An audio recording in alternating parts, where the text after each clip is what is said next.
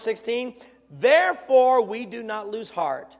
Though outwardly we are wasting away, yet inwardly we are being renewed day by day. Now notice verse 17. For our light and momentary troubles are achieving for us an eternal glory that far outweighs them all. Now, listen to the language. For our light and momentary troubles are achieving. Can you all say, my troubles are achieving? What does achieving mean? It means it's working for you. He's saying, I got news for you. Your trials, your troubles, they are working for you. So when I face a trial, I got something working for me. I got something that's going to achieve God's results in my life. Now, at first, I don't see it. But that's where we get this old saying, there's a silver lining in every dark cloud. That's Bible principle. In other words, for every dark cloud that comes in your life, God is saying, if you'll rejoice, I have an opportunity for you, because that dark cloud can achieve for you an eternal glory that far outweighs them all. But you know, the first step in doing this is you have to recognize your trials are light and momentary. Can you all say, my trials are light? Now, some of you have trouble saying that. You don't know how heavy my burdens are. If you only knew how heavy my burdens are. But you know what Paul called his troubles? Light. Yeah, because Paul wasn't married to my husband. No. If you read what Paul went through in this same letter, you know what he said he went through? He said, 5 times I was beaten with rods. I was whipped till my back was bloodied. I was robbed by bandits, almost drowned in rivers. I was thrown into prison more often than anyone else. He's going through all of his problems, and none of the problems we've ever gone through even comes close to what Paul went through. And you know what Paul says his troubles were? My light troubles. You know what he's doing? He's shrinking in his eyes the trials and magnifying God. You seeing this? And that's why he calls them light. And I love the next phrase, the next adjective, momentary. You know what momentary means? It lasts for a moment. It is not eternal. Your problems are not going to last forever. And sometimes we miss that. We think our problems are going to last so long, and God says it's temporary. It is temporal. But what I want you to see is Paul is saying our troubles are achieving for us an eternal glory. See, when you look at your trials, you cannot help but look at the worst day in Jesus' life.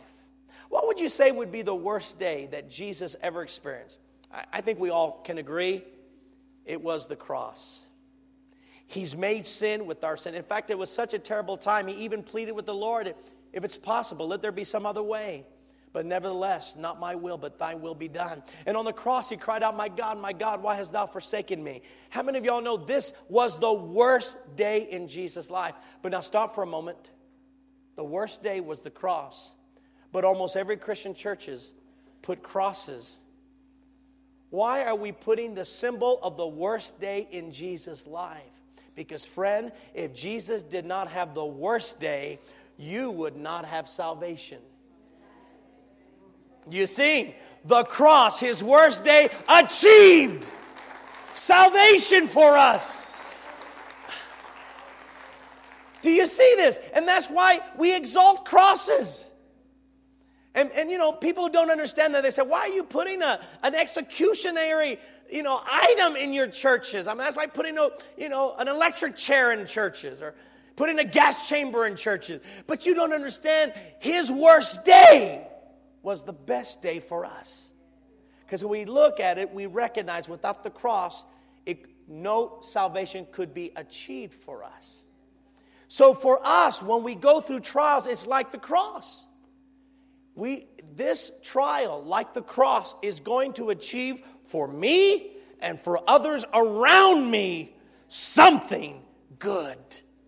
I don't know what it is right now, but I know something good is going to happen. It might be an owner of a business who lost his major customer base. And what does he do? Man, I got to do something.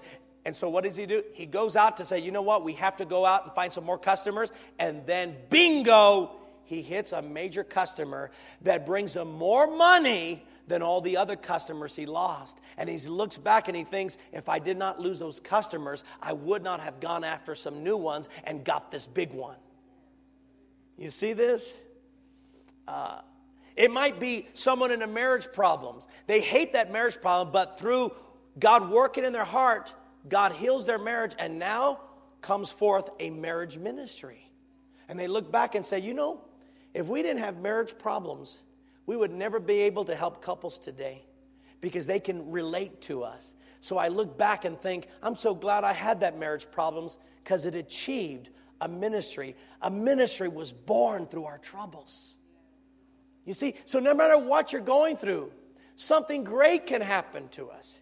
Kind of reminds me of one of my favorite jokes. I tell it often when I'm out of town.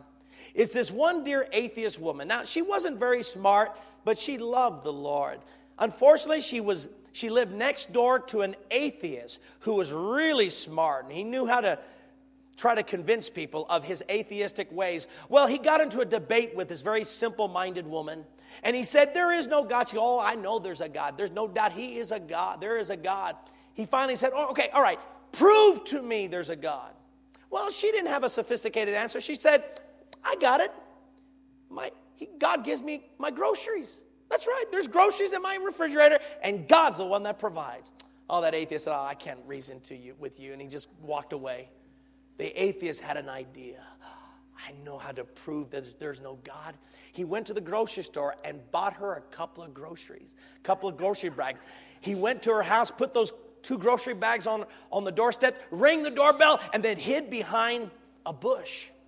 The woman opens up the door, and there's the 2 bags of groceries. She looks around, realizes she can't find anyone. She looks to heaven and says, Father, I just want to thank you, God, for once again providing me with groceries. And when she did that, the atheist jumped out behind the bush and said, aha! God did not give you the groceries. I bought them for you. So what do you think about that? She looked and said, you bought them for me? I did. Then her smile got even bigger. She looked up toward heaven and said, Father, not only did you provide me with groceries, but you made the devil pay for it. You are watching The Bondage Breaker with Tom Brown. To receive today's message in its entirety, call us now at 915-855-WORD. That's 915-855-9673.